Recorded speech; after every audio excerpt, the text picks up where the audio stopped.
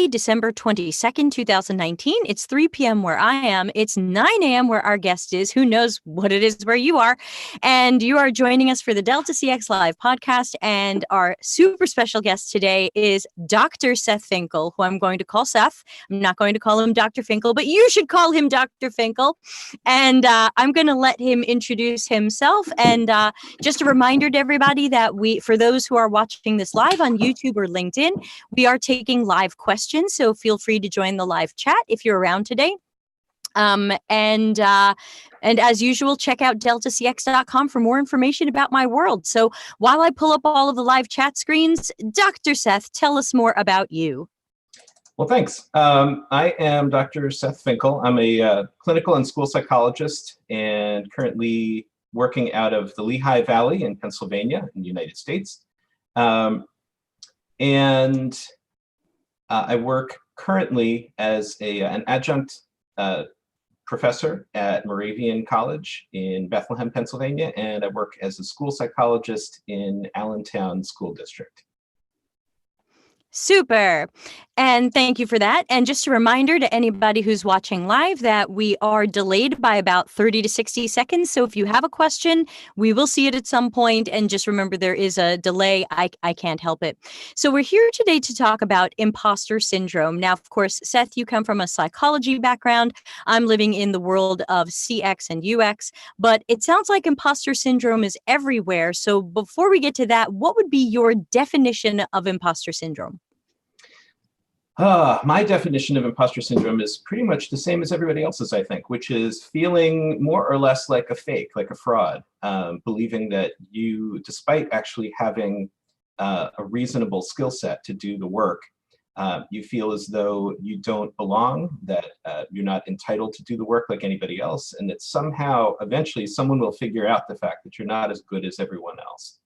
I should note, by the way, that there's another definition, which is completely different. And depending on the research that people do, if listeners end up looking things up on their own, they might come across another term called imposter syndrome, which is radically different. And in fact, has nothing to do with it. They just coincidentally happen to have the same name. The other imposter syndrome, briefly, is also called Capgras syndrome, named for the, I believe, neurologist who originally discovered it. And it's a problem based on brain damage. Oftentimes, someone who has a particular kind of dementia, typically Lewy body dementia, and it causes a rather bizarre phenomenon in which someone believes that a close loved one, often a spouse, has actually been replaced by a duplicate who is not their actual loved one. Stepford Wives. Yeah, and it's a really disturbing phenomenon for people who are already experiencing the losses of a loved one due to cognitive losses due to dementia. But now on top of that, their loved one fails to recognize them and in fact sometimes believes that someone else is actually their spouse. It's a really strange and uncomfortable phenomenon, but totally different. Okay, so just in case a neurologist has tuned in or someone researching their loved one's dementia, and of course we've been there, you know, I've had people in my family who have gone through dementia. So just a quick note, we're not talking about that. We're talking more about people who in their careers are, especially people who are advanced in their careers, because sometimes someone who's brand new to UX will write to me, someone who's maybe even still in school or just out of a school program, and they'll say, I don't know, I'm trying to get my first job, but I feel like an imposter. And my comment to them was, well, you're not an imposter, but you are brand new to this industry. And so I wouldn't call it imposter syndrome. I would call that just self-awareness that you are a super newbie and still have a lot more to learn. So would you differentiate if someone is saying I have imposter syndrome, but they're brand new to the field, would you still call it imposter syndrome, or would you feel like it's a sign of something else? Yeah, so I agree with you completely. Because this is such a common phenomenon, and it's not just in UX and CX, it's literally in every industry, including my own, including the field of psychology. Psychology grad students are notorious for feeling like they have no right to be doing internships or any kind of practice working with individuals. I wouldn't call that imposter syndrome, although people describe it as such. Personally, because it's so common, I I'm an over-preparer. I Googled it. The old French expert literally means one who is wise by experience. And if you haven't had the experience, then arguably you're not yet an expert, but you're striving towards expertise. So I would say, and it doesn't mean you're an imposter. Not an imposter. You're a newbie. You're someone who's working on getting experience. Great. Okay. Yeah. And so do you differentiate between some people say, well, I struggle from some insecurities or some lack of confidence. Is there a line between insecurities and just a lack of confidence and imposter syndrome? Are they shades of each other? Where am I going with this? Right. So unless someone out there might have a better answer than I do to this, my answer is I don't think there is. Because imposter syndrome originally wasn't actually a syndrome. It was described back in 1978 by a pair of psychologists, Suzanne Imes and Pauline Clance. And when they first introduced the term, they called it imposter phenomenon. Okay. And they were describing it more as a common phenomenon that occurred among high-achieving women in particular. Since then, we've discovered that it's not just women, but men as well. Sure. But to call it a syndrome, I think, is a bit of a misnomer, although it's kind of universal at this point. Everyone uses that term. But it makes it sound like it's a disorder of some kind, and it's not. It's not a diagnosable psychological condition. It's really a kind of work-related lack of confidence that seems unnecessarily high given one's actual level of skill. Okay, great. So first of all, nobody should run out and get medicated for imposter syndrome. No. You don't require hospitalization. No. This is just insecurities getting larger and larger, and lack of confidence taking over, and probably feeling very all-consuming. Right. At this moment in time, these things come and go, and so it wouldn't be surprising if down the road this becomes a recognized condition, because frankly, it can impact people's work performance pretty dramatically. But the fact of the matter is, at the moment, it's not considered a diagnosable condition. Yeah, and even if it becomes one, I still wouldn't recommend necessarily medicating people for it. Arguably not. I mean, it may be that someone is especially anxious and depressed, and so they may receive treatment for those additional as symptoms, they should. But not specifically for work-based or career-based feelings of inadequacy. Right. And I have a hypothesis about imposter syndrome that I want to throw at you. And here you go. Look out. My hypothesis, now this is not 100%, this is not going to be universal, but I believe that most imposter syndrome is the way a crappy job makes us feel. And that I think that when people can be in jobs that are more understanding of what they do. Now, again, psychology, we kind of know what you do, though we may not know how you do it. UX is so widely misunderstood, and we all get to jobs and the jobs try to change us because they don't understand what we do. And they say, don't try to be too creative. Don't do all that research. Just sketch this thing I like. And I think that feeling of, oh my God, they don't even understand what I do. They don't want what I offer. They just want me to take orders. They didn't want my creativity. I feel like bad jobs cause a lot of imposter syndrome in CX and UX. I know you don't work in the industry, but any thoughts on that? Sure. Yeah, I like your hypothesis. I think it sounds pretty good. Welcome to the world of psychology. We should do some research on this. So I wouldn't say, though, that it's limited to UX and CX, because I think there's crappy jobs everywhere. But I think it's particularly true of jobs that are kind of on the leading edge, or jobs that are just kind of getting rolling. Because it's not just the individual who feels like an imposter. They feel like their whole field is an imposter to some extent. Like they're literally trying to figure out, well, how does what I do even, how can I even legitimize my role, let alone me in that role? That's actually not completely unique to brand new positions or types of roles. I will say, in the field of school psychology, just to give a really quick side example, school psychologists are employed in a variety of different roles, and those roles don't often coincide, or don't always coincide with what the school psychologist thinks the role should be. And in some cases, that disconnect can produce a kind of, if not the same, then certainly a comparable kind of experience of what am I even doing here? Do I even deserve to be compensated for this work? Because it's not the work I think I should be doing. And I agree with you. I think that's a factor. I think there's a lot of other factors as well that are more unique to the individual. All right, so then maybe let's go in that direction. And just a reminder to the people watching us live, we've got 7 live viewers on LinkedIn right now. If anybody has a question for Seth or Dr. Seth, or for us about imposter syndrome, please ask it and we'll get to it. But can you tell us more about maybe some of those other factors? Sure. And at this point, all of these are largely hypothetical. There's a decent amount of research out there on imposter syndrome. But suffice it to say, compared to a lot of other phenomena or psychological conditions, it's actually surprisingly, I would say, limited in terms of what it could be. So these are hypothetical causal factors for the most part, or even just risk factors. One of them seems to be a kind of pressure to achieve. And this is one of the ones that Suzanne Imes, one of the original kind of creators or discoverers of the term, came up with as well. The idea that our self-worth is contingent on our success, that if I'm not successful, then I'm not good at this. And unfortunately, in modern society, it's really difficult to separate the two, to say I am good at something, I just didn't do well at it this particular time. Okay. That's a hard sell for a lot of us. So pressure to achieve is a big one.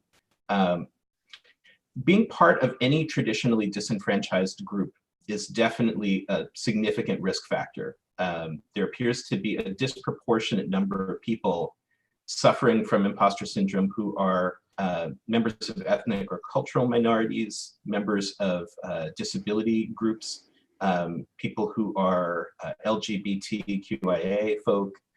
These are people who oftentimes feel not just like they're imposters in the workplace, but often imposters in a lot of other settings, educational settings, social settings, the idea that I don't fit in or belong here. There's actually a related social psychological term called stereotype threat. And stereotype threat essentially is the idea that as a visible member of a particular minority group, often ethnic or racial minorities, the concern is that if I don't do well at something, people are going to assume that I am aligned with the negative stereotypes of my race, my ethnicity, my cultural group.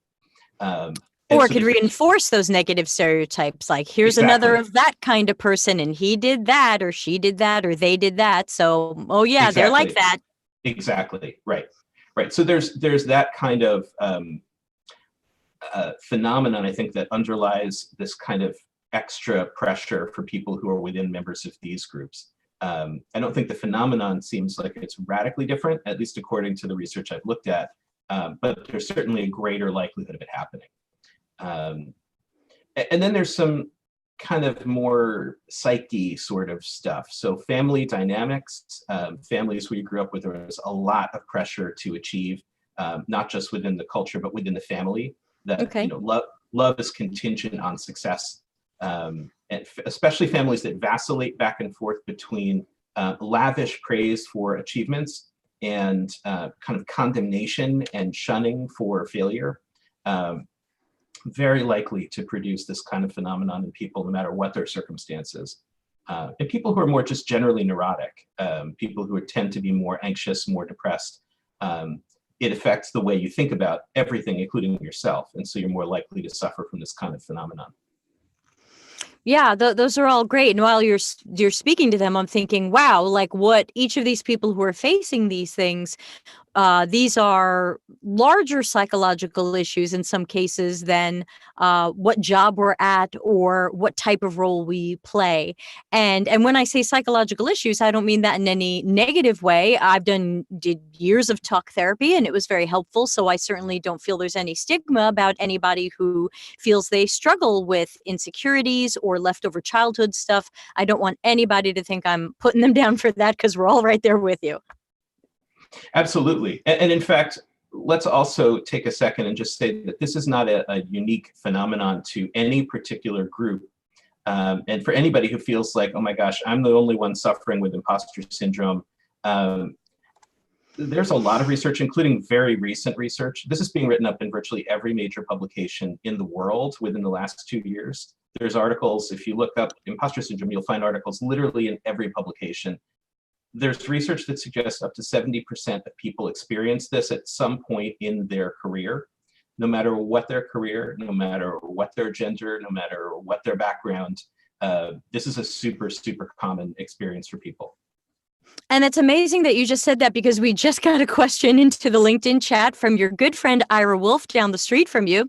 And he was asking, he was asking if there are any stats on how widespread imposter syndrome is. And you hadn't even seen that question yet. And you happened to mention that roughly 70% of people do feel this at one time or another. So obviously that's something that's very common, very widespread, and nobody should feel alone in this. Absolutely. Unfortunately, I just did an injustice to my field, the number of people who think that psychologists are mind readers. I apparently just added to that stereotype. Sorry about that. I was totally thinking that. I was thinking, wow, he's like kind of a mind reader there, but I won't say anything. No pressure. Okay. No pressure to perform. But thank you to 7. Ira for the question. 7. The number you're thinking of is 7. The funny thing is my favorite number is 7. So usually I'm thinking of 7. Right. You're fired, sir. Or are you hired? I guess, yeah. So great. I just hope the lighting doesn't make me look too blushing here. So again, we are live. Anybody who has questions for Seth and about imposter syndrome, feel free to talk generally, feel free to talk personally. Obviously, we can't give out, live therapy on the air, but we'll do what we can for anybody who has struggled with this or wants to speak to their own experiences. And I think now's probably a good time. Was there another point you wanted to make, or should I bring up the question from the woman who had the disability question? Go for it. Okay, so we got a question ahead of time from someone who wasn't sure she was going to make the podcast. This is from Sherry Byrne, who is a connection of mine on LinkedIn, but someone I haven't yet had the pleasure to meet. And her LinkedIn title, just so you can get to know her a little bit, it says Senior Accessibility Evangelist, Speaker, Blogger, Head of Accessibility, ... And I just happen to know from visiting her profile that after that, I believe it says wheelchair user. And she says, in my 15 years of working exclusively with and for people with disabilities, the imposter syndrome rate seems to be close to or at 100%. That is 100% of the people in the field experience it. I want to understand the intersectionality of belonging to multiple marginalized groups and imposter syndrome. For example, I'm a disabled woman over 50, she says. And then that's kind of her first question. So I don't know if you have notes, but then she's got a follow-up question to that. So let me ask you that one first. She says, I want to understand the intersectionality of belonging to multiple marginalized groups and imposter syndrome. Okay. Certainly understanding the intersectionality of belonging to multiple marginalized groups. It sounds like, and the listener's name is Sherry, is that right? Sherry, Sheri. Okay, so thanks for the question, Sherry. It sounds to me, frankly, like you have a far greater knowledge of the intersectionality of being part of multiple marginalized groups than I do. So it would be good self-awareness there. It would be disingenuous for me to try to think that I can tell you something you don't already know. But I don't know your experience with imposter syndrome specifically. So I think at this point, it's safe to say that while there's limited research, what the research certainly suggests is that intersectionality is vitally important, as it is to most phenomena, to this one, and that the greater the number of simultaneous marginalized groups that one is a member of, presumably the greater the risk. It doesn't necessarily mean that the experience is going to be fundamentally different, that it's going to be qualitatively different, but the likelihood of someone who is, say, transgender African-American wheelchair-using woman experiencing in a professional work setting some level of imposter syndrome would be extraordinarily high because of that intersectionality that you're talking about. The idea is that each one of these multiply rather than add. And so the likelihood is significantly greater for someone who feels like they may or may not have a place at the table with any one of those roles. When you add all of those roles together, it's very likely that that person is going to feel that they stand out in some fashion. And furthermore, in addition to stereotype threat, that they just may fundamentally feel a kind of lack of belonging to that setting. Yeah, and I want to piggyback on that, if you don't mind, and say that I think in many cases this goes beyond what people feel. I'm sure for many people this has been a reality where someone has really put their foot in their mouth and said, like, well, you're a woman, what are you doing in this field? Or you're disabled, I don't know if we can accommodate you, or you're this. Or we're in my last episode, we talked about diversity and inclusion, and I had run across a term that really made me uncomfortable, and it was called non-traditional talent. And it was that some companies are sending people to coding boot camps. And I guess it's the type of people you wouldn't normally associate with a coding boot camp, like Black people and disabled people, and they were able to hire from these pools. But instead of just calling them cool people we just found, they're calling them non-traditional talent. And I wonder if these labels and the things that people hear are just they've got to be adding to all of this. The story they're the stories we hear, and then they're the stories we keep telling ourselves in the silence. I'm sure that's true. Yeah, I think you're spot on. I've always bristled in, so students of an unusually advanced age for college, statistically speaking, are often referred to as non-traditional students. And in higher education, that's always been a term that makes me, frankly, pretty upset, because it's true that it's non-traditional in the sense that it's non-normative, but it's not clear how that's a useful distinction Right. for everyday use.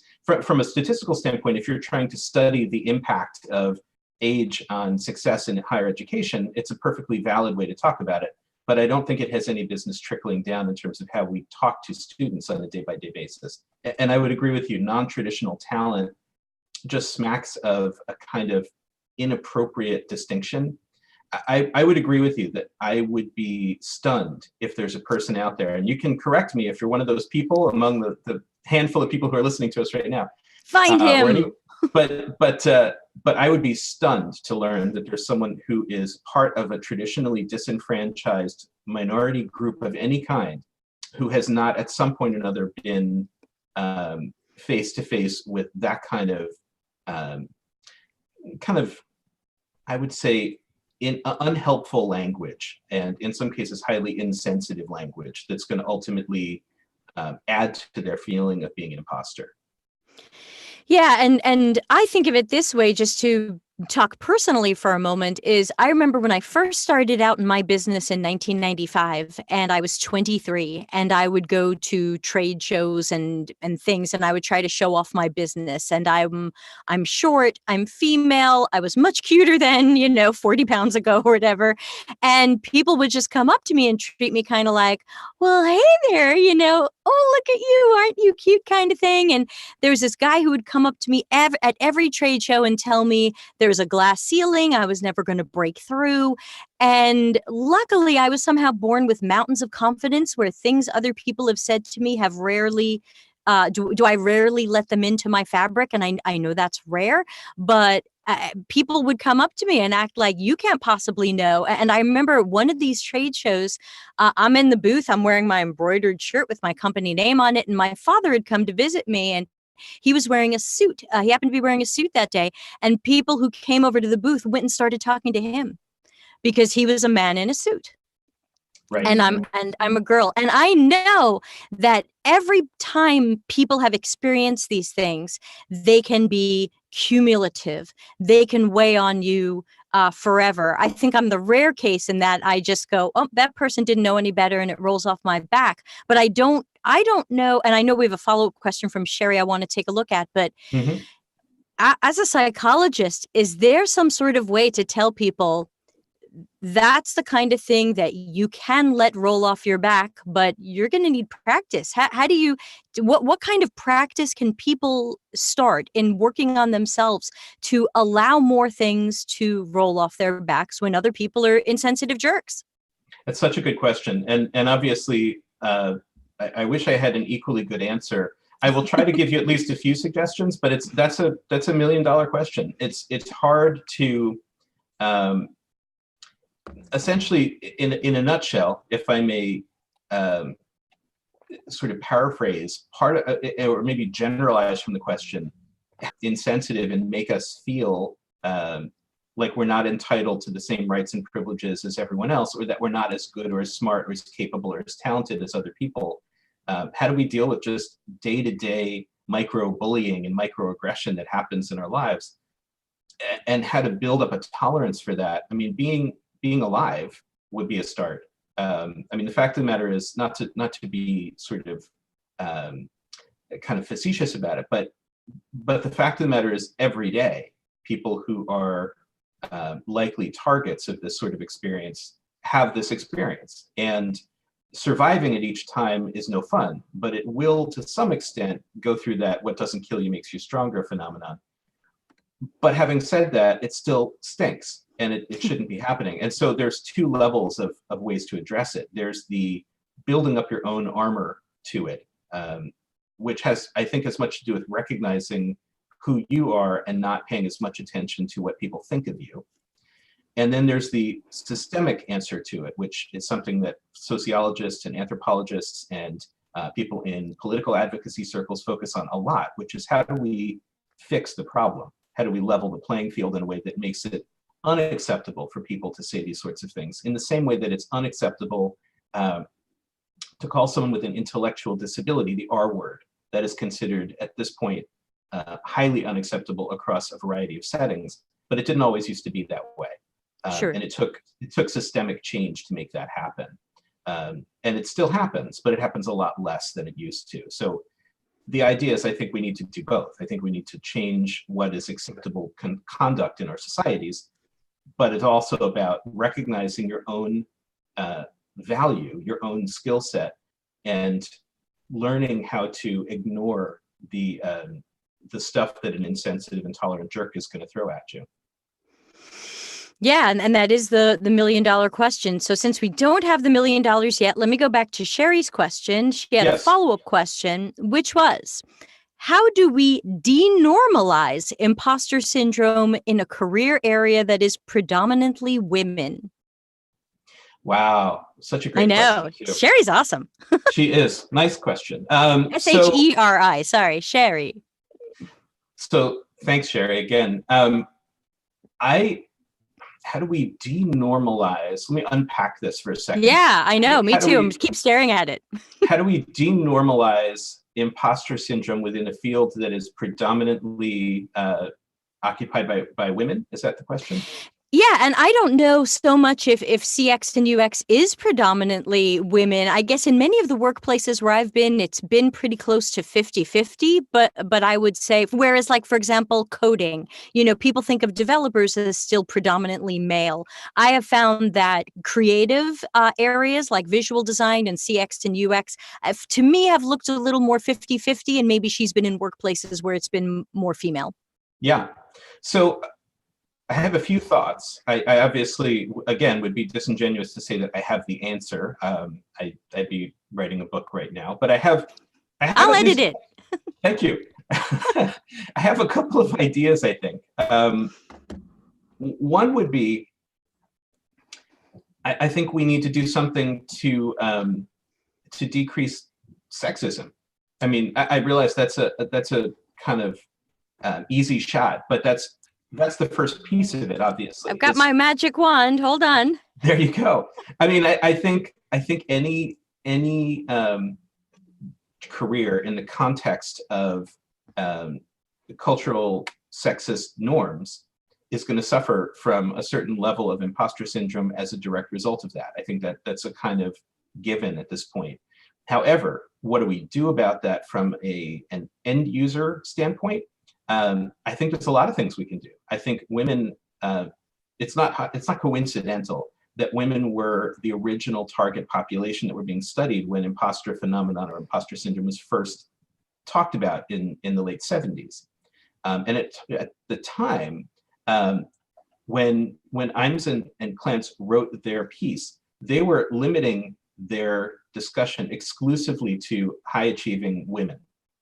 It didn't include men at all. There's, again, reason to believe that men also experience the same kind of sense of inadequacy, but this was their original sort of group that they were focused on. And I think it does deserve special attention because it's such a commonplace problem. I think women have started to do a really nice job over the last several decades of learning how to support one another. And I think that's really important. I think that kind of mutual support, give others perspectives about their achievement, build up the other people around you who might be suffering from this, and kind of work on it together. It's a really hard thing to combat in isolation. It can be done, but it's much more challenging. I think when we work together, and particularly when you work with other people who get it, you're much more likely to be able to kind of lift yourself out of this and begin to recognize your own achievements, your own skill set, your own potential. So that would be the first suggestion I would make, is to work with other women in that predominantly female dominant workplace setting, and support one another, have each other's back as much as possible. And I think part of it is just advocating for yourself, standing up and being willing to say, when you see some kind of sexism happening, that's not acceptable. That's not okay. And in most nations, that's also not lawful. You can't do that. You can't discriminate in that way. It still happens, and it happens subtly and overtly. And I think people calling that out on a regular basis is a big part of the solution as well. So it sounds like a key might be for everyone at all levels to consider finding that mentor or coach. I think maybe because we're talking about high-performing people, female or otherwise, we might think, I don't need a mentor. I don't need a coach. Look where I am, or look at my job title. Look at where I've gotten in my career. But it sounds like having that person that you can go to with these struggles and concerns, and someone who maybe has been there and can understand that, whether they're inside your workplace or outside of your workplace, it really sounds like we should be moving towards at least in CX and UX, a world where everybody's got a kind of a semi-dedicated mentor, where I know that when I'm struggling, I go to so-and-so. I'm just going to make up somebody. This is not necessarily my mentor, but someone I admire a lot, Larry Marine. Okay, he's not a woman, but he's been in his own tough situations. I could say, I want to talk to Larry Marine about some of these ridiculous situations I find myself in, because he's someone I admire. Or maybe I can find more females to do that. So perhaps some sort of system of mentoring each other? Absolutely. Yeah, I think that's critical, frankly. I think it's helpful in virtually any field, any endeavor. I think having someone who knows their stuff, who can kind of coach you through it, or kind of give you guidance, and really kind of help you recognize your successes. Because oftentimes people suffering from imposter syndrome don't recognize when they've done something right, where they can write it off to, it was just dumb luck, or it was because I made it up as I went along, and I just happened to strike on the right solution in this case, or I had a ton of help through connections and networking, but it's not really me who was able to do it. I'm nothing special. I think when people experience that kind of thinking, it's really helpful to have someone outside of their head who can provide them with a friendly redirection and say, no, actually you did that, and you did it really well. And you did it really well because it's a reflection of what you're capable of doing. That's a coach, it's a mentor, it's a good friend, it's someone that you're networking with who has your back. But absolutely, if it's someone who's experienced, and if you're working in a field where you don't have a lot of experience, where the field is relatively young, I think it's absolutely critical to have someone helping you out in that way. Yeah, and just a reminder to those watching us live, we now have 10 people in LinkedIn watching us live and a few people on YouTube. Thanks so much for joining us. We are taking questions live, and we will continue until we run out of things to say or hit the top of the hour, whichever happens first. So if you have any questions related to imposter syndrome, please do add them to the chat. We don't have any questions at this time, but we are talking about that mentoring and coaching. And I'm thinking about what you were saying before about how sometimes people don't recognize their own achievements, or they assume like, well, I was just lucky. And to me, that sounds like a form of disempowerment. And do you know of any ways for people to work on kind of finding their own power again? Because I feel like I watch too many people, as you were pretty much just describing, assigning their power to someone else and saying, well, I must have gotten there because of this other thing, or, oh, all those people helped me, and they really can't recognize their own power. And that probably adds to this. Any thoughts on how we empower ourselves? I do. If I can, based Yes. on partly where we are in the conversation, this seems like as good a time to do it as any. So I'd like to actually take a second and introduce a few concepts, and then maybe sort of come back around to your question, because I think Sure. I think it merits maybe more than one approach. So there's one of the leading experts in this sort of growing body of knowledge and research about imposter syndrome is a woman by the name of Dr. Valerie Young. She wrote a really great book, and I'll give it a plug. I get nothing back from this, but it's just really good. It's called The Secret Thoughts of Successful Women: Why Capable People Suffer from the Imposter Syndrome and How to Thrive in Spite of It. And Young is a really good, I think it's a really good take on imposter syndrome, and broke it down into several subtypes, which I like a lot. I think it's a helpful way to think about it. Okay. So briefly, I'll kind of give you the quick and dirty on all five. The first one she calls the perfectionist. And this is probably the most obvious to any of us, that perfectionism and imposter syndrome kind of go hand in glove. The idea is that if you're a perfectionist, you set excessively high goals for yourself. And if you can't meet that goal, you start to experience a kind of inadequacy, a sense of worry, a sense of self-doubt, a sense of not being good enough. And these folks actually oftentimes have issues around control as well. They tend to feel the need to control every aspect of what they do. And when they lose a sense of that control, they kind of unravel. So these are your micromanagers, people with difficulty delegating, people who feel like their work has to be completely spotless all the time. There's a second type, which Young calls the superwoman or superman. And these are workaholics, but unlike typical workaholics, imposter workaholics in this category become kind of addicted to the validation that comes from working rather than the work itself. The idea that I work so hard, that's what makes me good. And they'll constantly push themselves harder and harder to measure up as a way to compensate for a sense that I'm not really good enough, but I work harder than everybody else. I worked 70 hours this week. Exactly.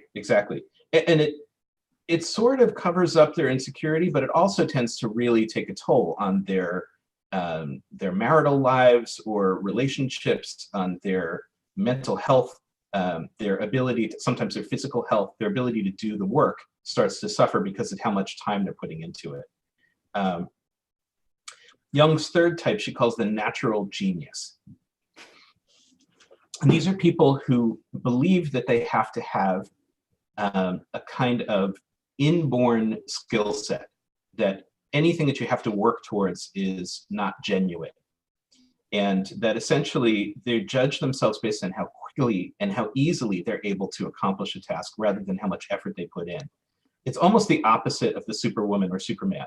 The idea that if I have to work at it, then I'm not really good at it. It has to come quickly and easily. I actually see this among kids who are gifted and talented students on a regular basis, who suddenly come up against, at some point in their educational career, something that's just hard. And they're super smart and they're super talented and capable, but it doesn't come instantly to them. And as a result, they feel like I'm a fraud. I'm not smart enough. I actually am not nearly as smart as I thought I was because it didn't come quickly to me. So I stink at math, or I'm no good at literature, or what have you. The fourth of Jung's categories is called the soloist. And this is someone who feels as though asking for help shows how fake they really are. That essentially, if I can't do it on my own, by myself, then I'm not good at it at all. Asking for help is a weakness. Exactly, right. And that I have to refuse getting any kind of assistance so I can show how good I am. I have to prove my worth by not getting help. And the fifth is the expert. And Jung's take on the expert is someone who measures their skills, their competencies based on what they know and how much they can do, but they'll never know enough. And so they fear that I know a lot, but I don't know as much as everybody else knows. So that's a kind of ongoing issue for the expert, that they won't necessarily apply to a job because I don't have every single one of the specific requirements for that job. I don't have enough expertise. It's asking for 3 years of experience. I have 2 years of experience, or maybe I have 3 years of experience, but I don't feel like that's really enough because they'll find me out because my experience is somehow not as good as everybody else's. So you may actually have the requisites to do the work, but you somehow undermine your confidence, or as you were talking about earlier, kind of feel disempowered that I have the skills, but I can't apply them appropriately within my experience. I've not been able to do it well enough. Based on Jung's way of thinking about this, the perfectionist, the superwoman or superman, the natural genius, the soloist, and the expert, all 5 of these are somewhat different facets or subtypes of this phenomenon, and they all require a little different approach. Okay. So to double back to your question, how do we help people to overcome a feeling of disempowerment? I think that was your question. Yeah, I mean, I don't know. Obviously, it's going to be different for each person, but I didn't know if there were some general suggestions for people to feel more empowered. Right, and there are. And then there's some slightly more tailored, depending on who you are. I would say if you're feeling disempowered, the first thing to understand is whether or not you actually are disempowered. I think you need to actually recognize what's happening, and ask yourself, why am I doubting myself here? Am I legitimately disempowered by my work circumstances? As you said, is this a crappy job? And I'm not empowered to do what I know I'm capable of and should be doing to do my work. Right. And in UX/CX, it sounds like that's a fairly commonplace phenomenon. I think so. I think also just recognizing that you're not alone, that there's other people who are feeling something similar. We are in an era where we are of nearly maximum connectivity with others. And I suspect if you were to ask around, you're going to discover this is not a unique situation to you, that lots of people are feeling it. It doesn't necessarily help you feel more empowered, but it might help you put it into some kind of perspective and recognize this isn't just a me problem. This is a kind of a facet of the work world phenomenon. It's endemic to my field, and it's something we need to fix.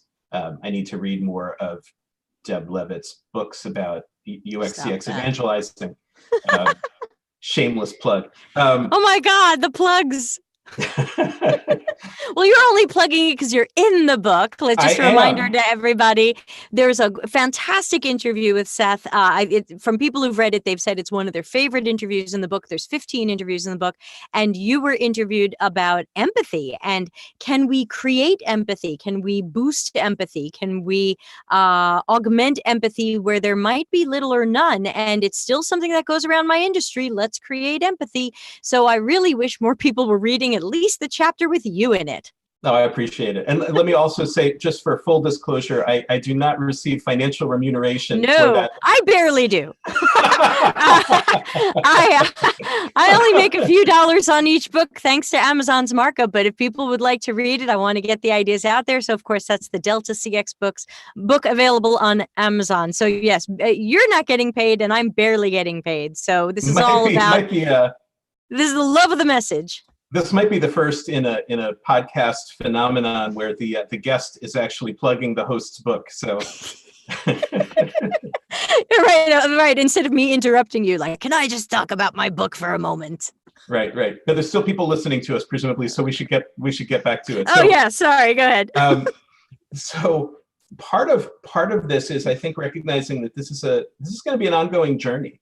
That building one's expertise, if your expertise is somewhat limited to begin with, if you're just getting started in a field, or if you don't feel like you truly have enough knowledge or experience or training to be sort of valid in what you're doing, now's your chance.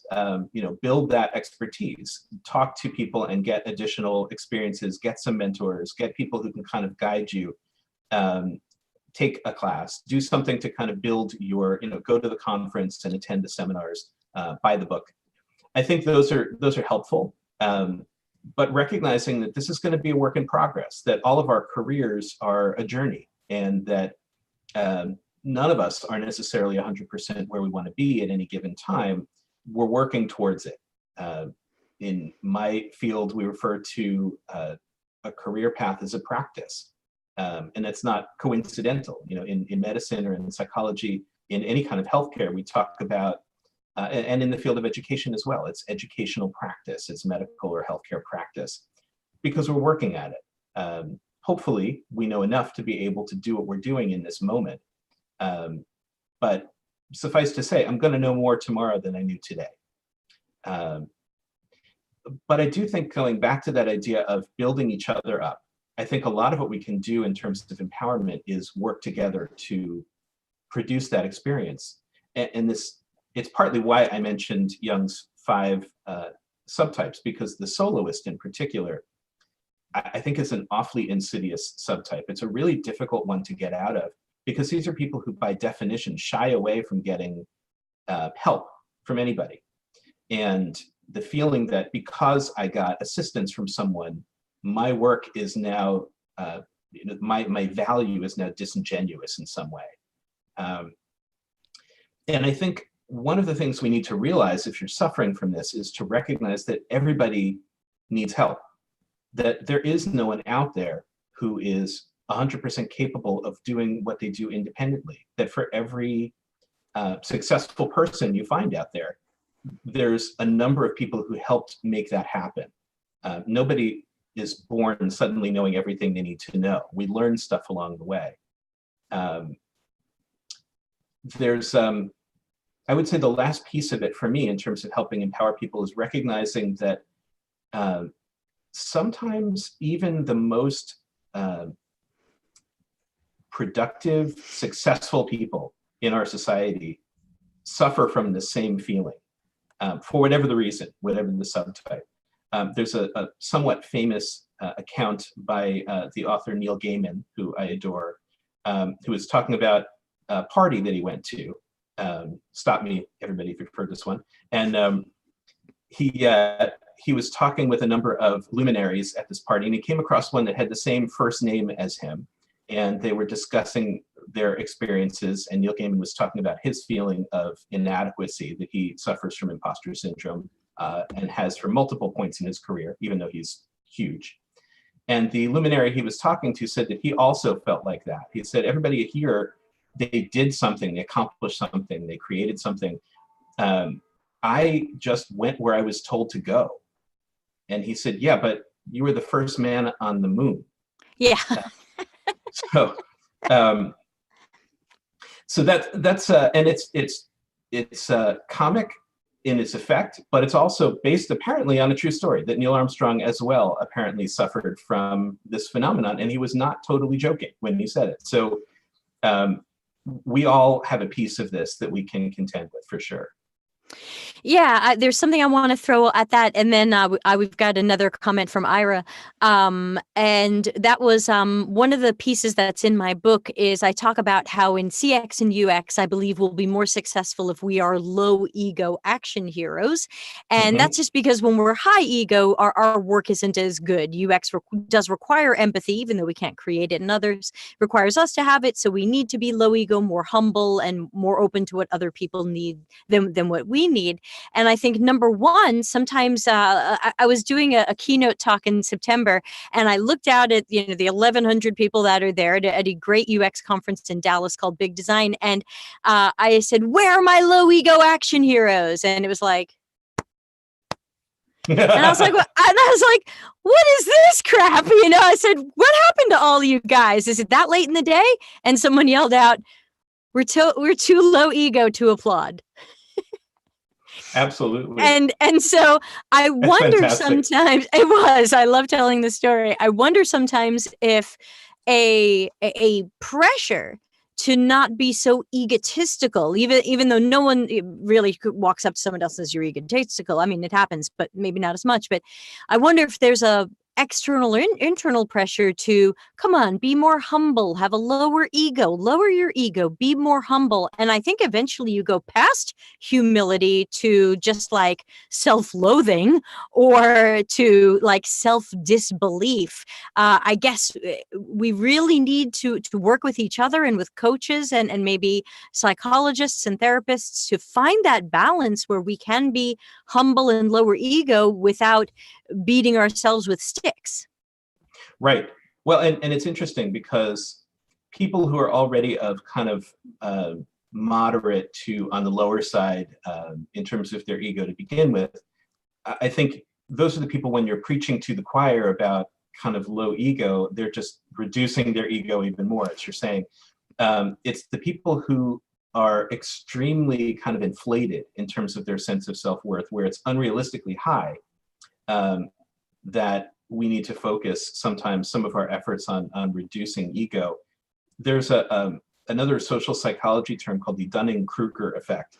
Oh, we say that all the time in CX and UX. Okay, so yeah, go ahead, tell everybody what it is. Yeah, so basically the idea is that you can't recognize your own ignorance. That essentially the Dunning-Kruger effect says, it's sort of the opposite in many ways of imposter syndrome. It's this feeling that I am a kind of grandiose sense of one's skills that are not realistic and that in fact are kind of incorrectly high.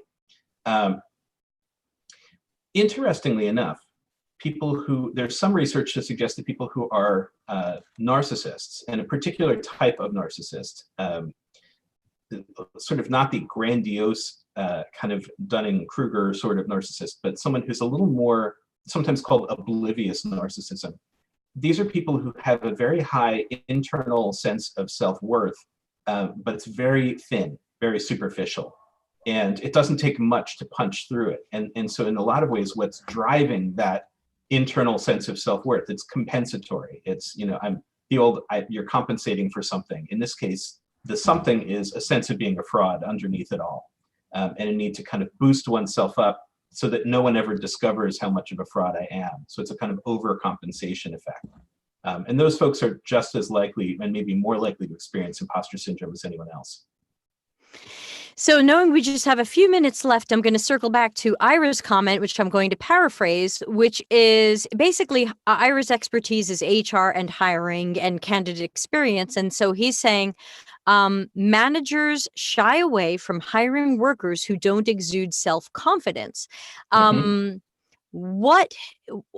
I mean, obviously, we can't control what managers do. We can control what we do. And we know that people want self-confidence. We know that people want to date someone who's confident in themselves. We know they want to hang out with people who like themselves. So when thinking about ourselves as job candidates, is there anything, I know this is a very broad question, but is there anything broadly that we can do or work on in ourselves so that when we get to that job interview, we look, as I like to say, we look confident but not arrogant? Absolutely. Yeah, I think there's some very specific things that we can do. For starters, I think you can start training yourself to veer away from needing external validation. If you know that you're good at something, be good at something. You need to own your successes and your skill set. So as an applicant, I think it's really important not to be overconfident or to be kind of arrogant or brazen in the way that you're presenting yourself, because let's face it, HR people do this for a living and they know whether someone is presenting themselves in an unrealistically confident way a good portion of the time. But I think you need to be able to present yourself accurately but with a sense that I know I'm good at this. And if you don't know you're good at this, it's time, I think, to start working away from people have told me I'm good, so I must be good, and start to recognize your own strengths. Nobody should have more power than you to make you feel good about yourself than yourself. You have to learn how to take your mistakes in stride, that nobody is perfect, and that ultimately even big mistakes are learning opportunities. It's a natural part of the process. And that a big mistake doesn't mean you don't know what you're doing or you're not great at it. We all make mistakes. Absolutely. We're a work in progress, and working towards being excellent at something requires a lifelong process and a long-term career path.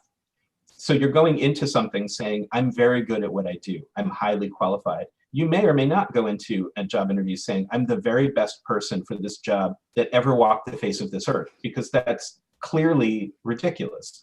But you can say, I am an extraordinarily qualified candidate for this job based on these skills that I know that I possess.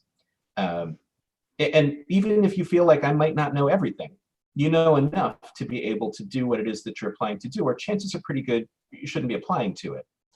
If you are a viable applicant for the position, be that applicant for the position. And I know that's easier said than done, but I think a lot of it comes from this sense of, I recognize objectively, I have a set of skills. I've talked with my mentors and my coaches and people who I know me, and they tell me I'm a good qualified candidate for this position, and they wouldn't steer me wrong on this just to humiliate me. Sure. And I know I've done good things that have been successful in the past. I know that I can do this job.